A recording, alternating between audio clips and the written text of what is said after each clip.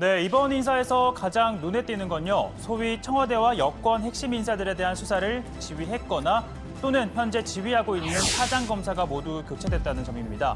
자, 서울중앙지검의 경우에는요. 서울중앙지검 같은 경우에는 청와대의 하명 수사와 선거 개입 의혹을 수사해온 신봉수 2차장, 평택지청장으로 발령이 났습니다. 또 조국 전 장관 가족 비리 의혹을 수사했던 송경호 3차장, 여주지청장으로 발령이 났고요. 여권의 투표 의혹이 제기된 우리들병원 대출 의혹 사건을 수사하는 신자용 1차장, 부산 동부지청장으로 전보됐습니다. 서울 동부지검에서 유재수 감찰무마 의혹 사건을 수사한 홍승욱 차장, 천안지청장으로 발령났습니다. 지청장 자체가 한직은 아니지만 통상 부장검사에서 지청장을 거쳐 중앙지검 차장으로 가는 게 소위 이 영전 코스라는 점을 좀 고려를 해보면 검찰 내에서는 속된 말로 이번 인사 물먹었다라는 평가가 나오고 있습니다. 자, 이를 두고 자유한국당은 문재인 정권이 자신들의 범죄를 은폐하기 위해 또 권력을 연장하기 위해 저지른 전횡이라고 주장했는데요.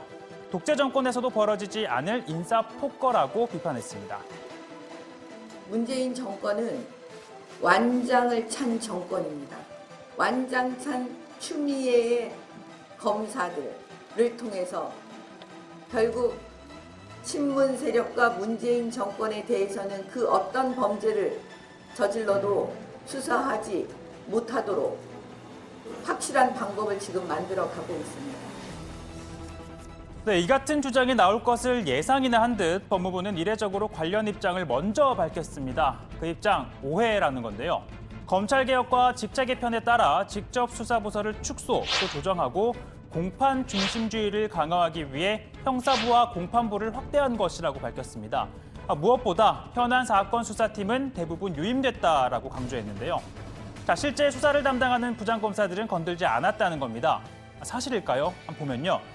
서울중앙지검에서 선거 개입 의혹을 수사하는 김태훈 공공수사 2부장, 그리고 서울 동부지검에서 유재수 감찰무마 의혹 사건을 맡은 이정섭 형사 6부장은 유임이 됐습니다. 그러나 수사 지휘 체계를 고려하면 진행 중인 수사의 변화가 불가피할 거란 관측 나오는데, 다정해도 비슷합니다. 예를 들어서 신혜원 반장이 단독이라는 이 뉴스거리를 가지고 옵니다. 아주 대특종인 것 같은데, 박성태 부장을 거쳐서 이상복 국장에게 보고를 하고 기사를 쓸지 말지를 결정하게 되겠죠.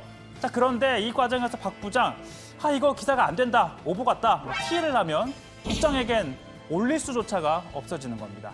검찰도요, 이 부장검사는 차장검사의 지휘를 받아 수사를 하고 이를 지검장에게 보고한 다음 수사를 마무리하게 됐는데, 그러니까 예를 들어 선거 개입 의혹 수사의 경우에는 김태훈 공공수사 2부장은 유임이 됐지만 이 지휘 계통에 있는 바로 위에 2차장이 교체됐기 때문에 사실상 새로운 상황이 또 펼쳐질 수 있다는 겁니다.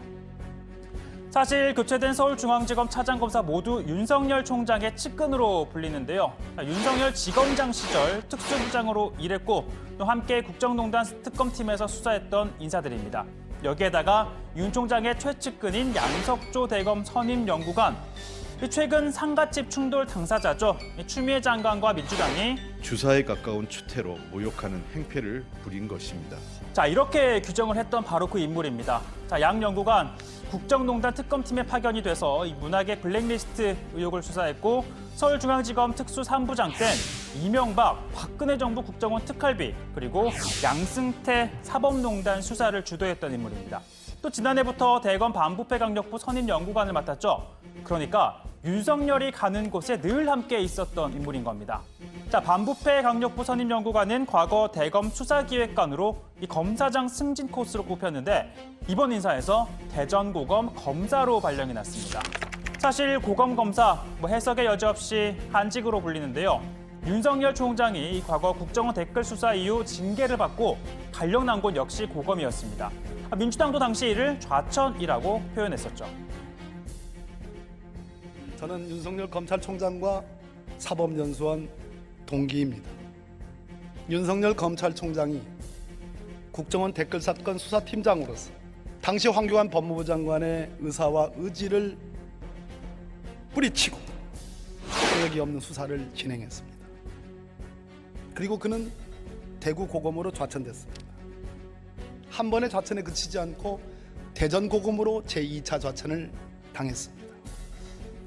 자, 법무부가 이번 인사에서 강조한 건 성과 위주입니다. 자, 그동안 상대적으로 주목받지 못했던 형사부, 또 공판부에서 묵묵히 이 기본 업무를 잘 수행한 검사, 또 기관장이 추천한 검사들을 이 요직에 발탁을 했다는 건데요. 뿐만 아니라 외부 의견도 충분히 반영했다고 밝혔습니다. 이 대한변호사협회가 선정한 우수검사, 이 며칠 전 추미애 장관이 따로 불러서 밥을 먹으면서 이렇게 얘기를 했었죠. 인권을 중시하는 그런 태도로 수사나 공판에 임해주셨다고 칭찬을 들으시는 분들이 오늘 오셨어요.